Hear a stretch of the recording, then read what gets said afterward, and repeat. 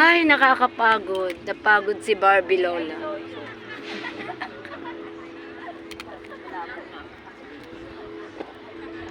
Yan, napagod na ang mga mangyan. Napagod na ang mga mangyan. Na mga kasama ko. Na maganda ay. Kaya dapat naka-plug yun, hindi naka-ano.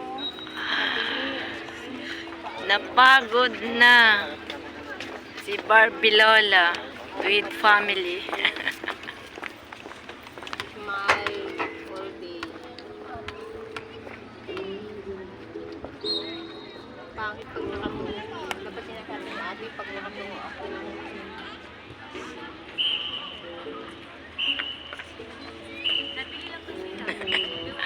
Wala magawa sa buhay. Nakakainip ang pagpapahingang ari. Kainit-init.